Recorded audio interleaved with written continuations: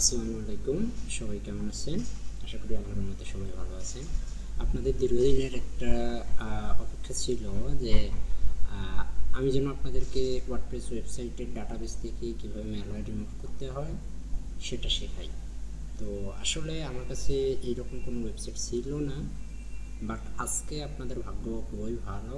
আমার শ্রীলঙ্কান এক ক্লায়েন্ট আমাকে এরকম একটি কাজ দিয়েছে, রিডাইরেকশন ইস্যু। তবে চারটি দেখার পরে আমি বুঝতে পেরেছি যে ওয়েবসাইটটির ডাটাবেস অ্যাফেক্টেড ম্যালওয়্যারে। সো এখন আমরা ওটাই দেখব যে কীভাবে আমরা ওয়েবসাইটের ডাটাবেস থেকে ম্যালওয়্যার রিমুভ করতে পারি। তো চলুন দেখা যাক। তো প্রথমে আমি আমার আরডিপি সার্ভারে গেলাম। আরডিপি সার্ভারে গিয়ে আমি ওয়েবসাইটটিকে সার্চ দিয়েছি। দেখেন army.ik এই ওয়েবসাইটটিতে আমি যদি সার্চ দিই তাহলে এখানে দেখাচ্ছি যে কোথায় কোথায় ম্যালওয়্যার ইনজেক্ট করেছে, lots of malware. Okay, so আমি যদি সফটওয়্যার টুলসে যাই, সফটওয়্যার টুলস থেকে আমাদের প্রথম আমি কিছুক্ষণ আগে ব্যাকআপ নিয়েছি, বাট আমরা যদি লগ ইন করি ওয়েবসাইটটিতে লগ ইন করি তাহলে দেখা যাবে যে ওয়েবসাইট ইজ ফাইন, ওয়েবসাইটে কোনো প্রবলেম নেই।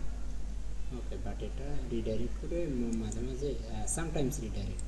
ওকে, এটা অল টাইম রিডাইরেক্ট করে না, সামটাইমস এটা রিডাইরেক্ট করে অন্যান্য ওয়েবসাইটে নিয়ে যায়। ঠিক আছে, যেটা কমার্স ওয়েবসাইট। সো এখান থেকে আমাদেরকে রিডাইরেক্ট ম্যালওয়্যারগুলো রিমুভ করতে হবে। সো আমরা প্রথমেই আমরা জানি যে আমরা একটা ব্যাকআপ নেব। আমরা এই ক্ষেত্রে WP ভিভিড বলেন, অল ইন ওয়ান বলেন, বা আদার্স যে প্লাগইনগুলো আমরা ইউজ করি ওই প্লাগইনগুলো ইউজ করে, অথবা আমরা ম্যানুয়ালিও ব্যাকআপ নিতে পারি। তো আমি অল ইন ওয়ান দিয়ে অলরেডি ব্যাকআপ একটি নিয়েছি।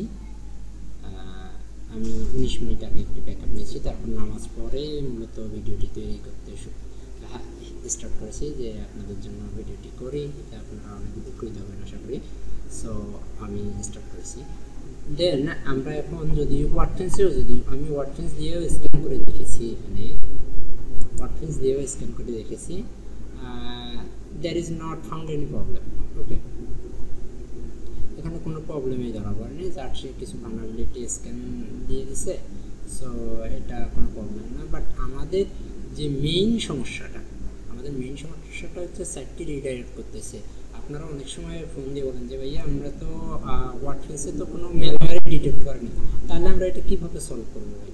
তাহলে আপনাদেরকে ডাটাবেস চেক করতে হবে। আপনারা ডাটাবেস চেক করেন, ডাটাবেস চেক করে দেখবেন যে আসলে কোনো কিছু পাওয়া যায় কিনা। ঠিক আছে, অল টাইম আপনারা ডাটাবেস চেক করবেন। ম্যালওয়্যার যখন ডাটাবেসে এফেক্ট করে তখন কিন্তু এখানে শো করে না। ঠিক আছে, এটা শুধু হচ্ছে আমাদের ওয়েবসাইটের যে ফাইলগুলো আছে ফাইলগুলো স্ক্যান করেছে, কিন্তু ডাটাবেসের যে ম্যালওয়্যারগুলো আছে সেগুলো কিন্তু এখানে শো করে না। আপনারা যদি এখান থেকে আরও স্ক্যান দেন ডিপলি, এটা কিন্তু ডিপলি স্ক্যান হচ্ছে, এখানে কাস্টম স্ক্যান। ঠিক আছে, আপনারা যদি ফলস পজিটিভের স্ক্যান দেন তারপরেও কিন্তু এখানে ম্যালওয়্যার শো করবে না। সো আপনাদের প্রথম কাজে হচ্ছে আপনারা একটা ব্যাকআপ তৈরি করে রাখবেন। ঠিক আছে, কারণ ডাটাবেসের ম্যালওয়্যার রিমুভ করার সময় আমরা কোনো ভুলবশত যদি আমাদের একটি কোড যদি মিসিং হয়, আমরা যেহেতু এখান থেকে কিছু কোড রিমুভ করবো, যদি আমাদের একটা কোড, আপনারা যারা কোড জানেন, আমাদের যদি একটা কোড যদি ডটও যদি রিমুভ হয় তাহলে কিন্তু আমার কোডের সাইটটা কিন্তু ব্রোকেন হয়ে যাবে, ভেঙে যাবে। সো আমাদের অবশ্যই একটা ব্যাকআপ নিয়ে রাখতে হবে। তো আমি এই ওয়েবসাইটটির যদি ডাটাবেসে যাই, দেখি আমি ওয়েবসাইটটির ডাটাবেসে যদি যাই, ভিউ ডাটাবেস করি, তাহলে আমি সরাসরি পিএইচপি মাই অ্যাডমিনে চলে যাব। তো আমি পিএইচপি মাই অ্যাডমিনে যাওয়ার পর আমার ডাটাবেস, এটা হচ্ছে আমার ডাটাবেস WP65-এর।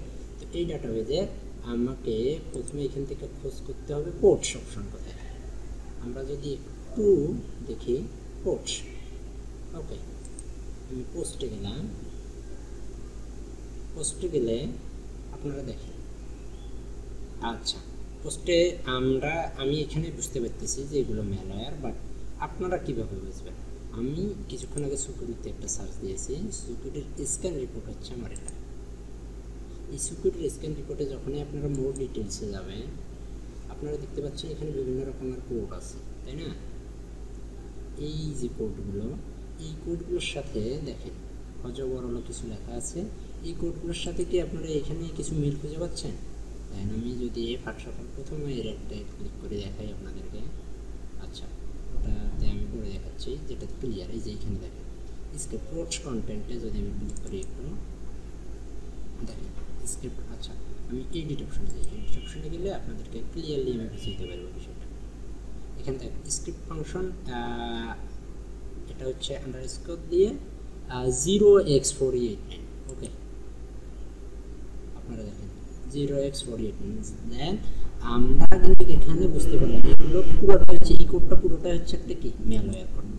সো আমরা কি করতে পারি, এখন কিন্তু আপনারা নিজেরাই কিন্তু ডিসিশন মেক করতে পারবেন। সো আমি এইটা যদি ধরে সিলেক্ট করলাম, আমরা দেখি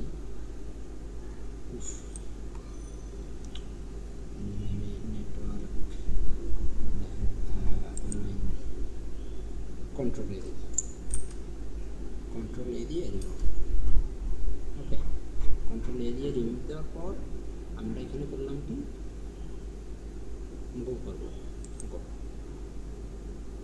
দ্যাটস ইট। আমাদের কিন্তু অলরেডি একটা কিন্তু ফুডস কন্টেন্ট কিন্তু রিমুভ। ওকে, অন্য কিছু কিন্তু রিমুভ হয়নি, জাস্ট মেলায় যেটা ছিল এটা কিন্তু রিমুভ। আমাদের যে কোডটা ছিল, ওকে আমরা এই যে এটা শর্ট কোডে একটা ক্লিক করি, এখানে দেখি এই যে এখানে দেখেন আছে। তাহলে কোথা থেকে কোডটা শুরু হয়েছিল, আমরা যদি একটু ডিটেলসে যাই, এডিটে যাই, আপনাদেরকে ডাটাবেস খুবই সেন্সিটিভ বিষয়, তো আপনাদেরকে এই যে এখান থেকে দেখেন ডাব্লিউপি শর্টকাট। ওকে, এটা একটু ওয়ার্ডপ্রেসের শর্টকাট, এটা না, আমাদের এইখান থেকে দেখতে হবে। এইখান থেকে ধরে আমাদের একদম শেষ পর্যন্ত, শেষ পর্যন্ত আপনারা কীভাবে বুঝবেন আমি দেখাই দিচ্ছি। আচ্ছা, এই যে দেখেন স্ক্রিপ্ট এখানে লেখা আছে 836 স্টার স্ক্রিপ্ট। আপনারা এখানে যদি আসেন নতুন, আপনারা বুঝতে পারবেন 836 স্টার স্ক্রিপ্ট। ওকে, তাহলে আমি এটা রিমুভ করতে পারি এখান থেকে। ওকে, আশা করি সবাই বুঝতে পেরেছি। আমাদের এই কোডটা শর্ট করে এটা কিন্তু রিমুভ করলে কিন্তু আমাদের যে কোনো একটা প্রোডাক্টের ক্ষতি হবে, সো ওটা কিন্তু আমাদের রিমুভ করা যাবে না। এই জন্য এগুলো একটু সেন্সিটিভ কাজ, খুবই সাবধানতার সহিত করতে হবে। এই যে আমাদের এটা 2022 চেক আউট পেজ থেকে আমরা রিমুভ করেছি, এখানে করলাম। ওকে, এইভাবে আমরা 1 to 1 এখানে দেখছেন আপনারা অনেক অনেক এ লট অফ মেলায়। ওকে, যেগুলো সরাসরি আপনারা দেখতে পাচ্ছেন, এগুলো সরাসরি ইয়ে করে কন্ট্রোল এ ধরে রিমুভ।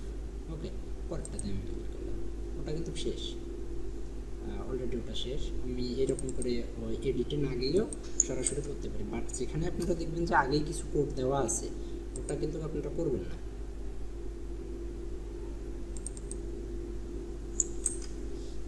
যদি কারো বুঝতে কোনো সমস্যা হয় তাহলে আপনারা কমেন্টে লিখতে পারেন যে ভাইয়া আমার এই জায়গায় সমস্যা আছে, তাহলে আমি আমার এইটার সম্পর্কে আমি একটা ডিটেলস ভিডিও তৈরি করব। ওই ডিটেলস ভিডিওতে আপনাদেরকে পুরো তথ্যটা জানানোর চেষ্টা করব। ওকে, সো থ্যাংকস অফ অল। আমার ভিডিওটি যদি আপনাদের ভালো লাগে তাহলে আপনারা অবশ্যই লাইক, কমেন্ট এবং শেয়ার করবেন এবং অন্যকে জানানোর সুযোগ করে দেবেন। ঠিক আছে, আমি আসলে বেশি ভিডিও তৈরি করি না, জাস্ট আপনাদের উদ্দেশ্যে আপনাদেরকে শেখানোর জন্য কিছু ভিডিও তৈরি করি। তো সবাই আমার জন্য দোয়া করবেন। ধন্যবাদ সবাইকে।